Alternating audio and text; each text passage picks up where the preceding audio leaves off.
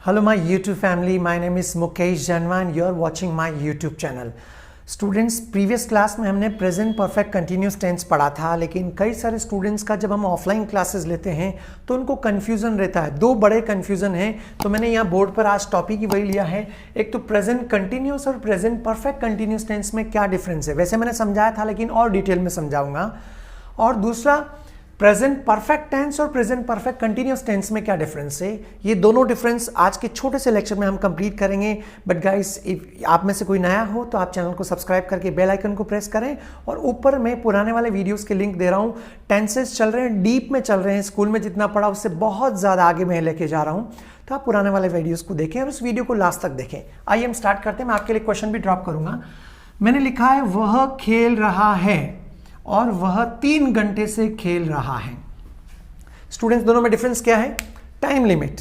वह खेल रहा है मतलब at the time of speaking कोई काम कंटिन्यू चल रहा है, जैसे वह खेल रहा है तो वो प्रेजेंट कंटिन्यूस टेंस ही आएगा, ही इज प्लेइंग। लेकिन यदि समय सीमा से बताना है, कोई काम पास्ट में शुरू हुआ और वो कंटिन्यू चल रहा है और अभी भी चल रहा है, तो वह 3 घंटे से खेल रहा है मतलब 3 घंटे पहले पास्ट था, तब से खेलने का काम शुरू हुआ है और अभी भी खत्म नहीं हुआ है, अभी भी वह खेल रहा है। तो जो काम पहले खत्म हुआ है, सॉरी पास्ट से शुरू हुआ और अभी भी चल रहा है, उसको हम प्रेजेंट परफेक्ट कंटिन्यूस टेंस से बताते हैं। पहले ये सेंटेंस बनाते हैं, वह खेल रहा है तो ही इज, प्ले के साथ आईएनजी लगाकर he is playing, he is playing. आप भी बोल सकते हो साथ में। लेकिन वह 3 घंटे से खेल रहा है तो उसके लिए क्या आएगा? He has been. याद है ना आपको, ही शी के साथ हैज लगेगा। He has been playing for 3 hours। He has been playing for 3 hours। 4 का प्रयोग कहाँ करते? पॉइंट ऑफ टाइम या पीरियड ऑफ टाइम, याद है आपको? जी, पॉइंट ऑफ टाइम नहीं, पीरियड ऑफ टाइम के लिए 4 और पॉइंट ऑफ टाइम के लिए सिंस आएगा। एक एग्जांपल आपको कमेंट बॉक्स में लिखना पड़ेगा, 2 मैं समझा रहा हूं। आशीष सो रहा है at the time of speaking. बोलते वक्त मैं बता रहा हूं आशीष सो रहा है मतलब अभी काम कंटिन्यू चल रहा है, तो ये प्रेजेंट कंटिन्यूस टेंस है। क्या आएगा इंग्लिश में? आशीष इज स्लीपिंग। आशीष सो रहा है। लेकिन यही वाक्य बोलना है आशीष 2 घंटे से सो रहा है। दिन में 2 घंटे सोना अच्छी बात नहीं होती है। तो स्टूडेंट्स, यदि ऐसा वाक्य बोलना है कि आशीष 2 घंटे से सो रहा है, पहले तो समझे हिंदी में 2 घंटे पहले सोया था मतलब ये काम पास्ट में शुरू हुआ था और अभी भी सो रहा है, अभी वो उठा नहीं है, तो उसके लिए प्रेजेंट परफेक्ट कंटिन्यूस टेंस में सेंटेंस बनाइए, आशीष हैज बीन स्लीपिंग।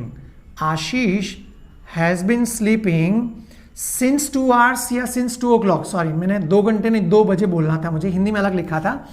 आशीष 2 घंटे से सो रहा है या 2 बजे से सो रहा है, माना कि 4 बज गई, 4 बजे आप बोल रहे हो कि आशीष 2 घंटे से सो रहा है या 2 बजे से सो रहा है, तो आशीष 2 घंटे से सो रहा है तो Ashish has been sleeping for 2 hours।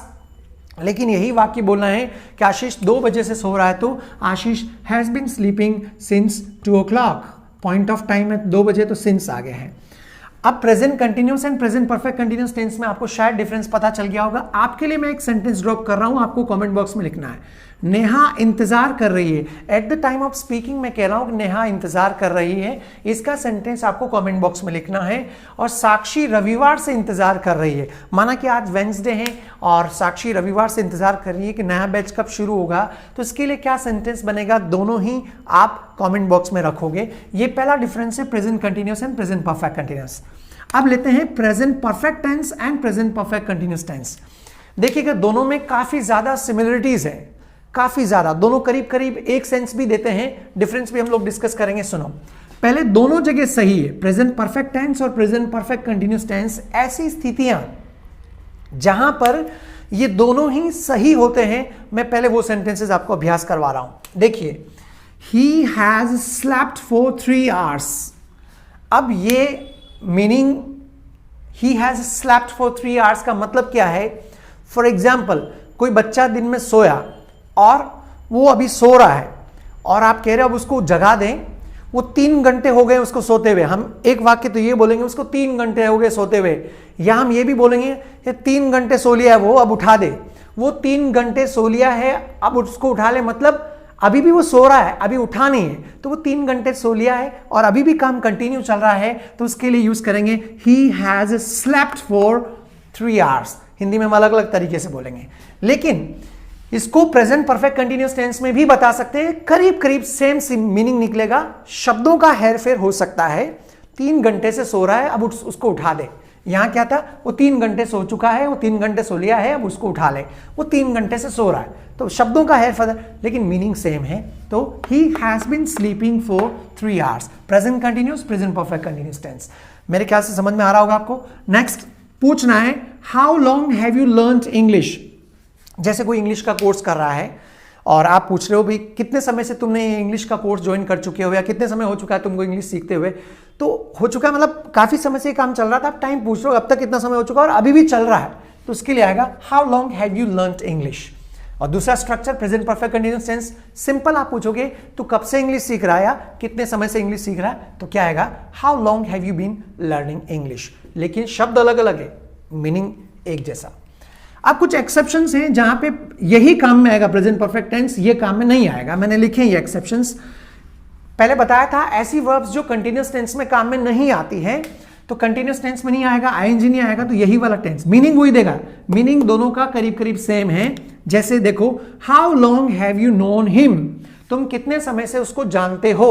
अब नो एक स्टैटिक वर्ब है, तो प्रेजेंट परफेक्ट कंटिन्यूअस टेंस नहीं बन सकता है, आईएनजी नहीं लगेगा, तो इसको आप प्रेजेंट परफेक्ट टेंस में ही बनाना पड़ेगा। और ये कई बार एग्जाम्स में क्वेश्चंस आते हैं स्टूडेंट्स, तो इसको ठीक से अभ्यास करना। रिटर्न इंग्लिश में वो आपको ये लिखना, आप कितने समय से उसको जानते हो, how long have you known him.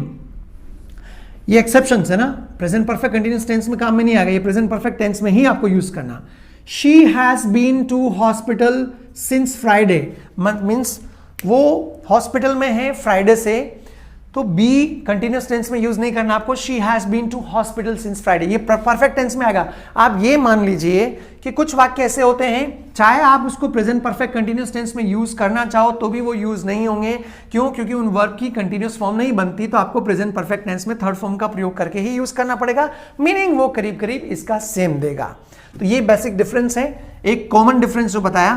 अब रिपीटेड एक्शंस, यदि कोई रिपीटेड एक्शंस है तो उसके लिए सेंटेंसेस कैसे यूज करेंगे, दोनों यूज कर सकते हैं, present perfect tense and present perfect continuous tense. समझे?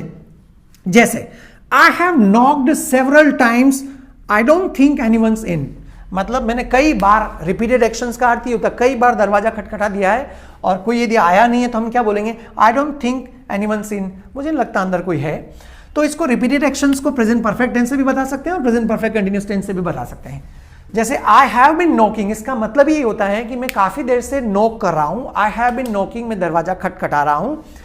आई डोंट थिंक एनीवन्स इन, तो दोनों का सिर्फ शब्दों का फेरबदल हुआ है ना। मैंने कई बार दरवाजा खटखटा चुका हूं, मुझे नहीं लगता अंदर कोई है, और मैं काफी देर से दरवाजा खटखटा रहा हूं, मुझे नहीं लगता कोई। मीनिंग करीब करीब सिमिलर आ रहा है, तो रिपीटेड एक्शंस के लिए भी दोनों टेंस काम में आता है, प्रेजेंट परफेक्ट और प्रेजेंट परफेक्ट कंटिन्यूअस टेंस। एक और लेते हैं, I have written 10 applications since morning, मैं सुबह से अभी तक, माना कि 11-12 बजे तक आप बात कर रहे हो, आप कह रहे हो, दोपहर में कह रहे हो कि मैं अब तक 10 एप्लीकेशन लिख चुका हूं सुबह से।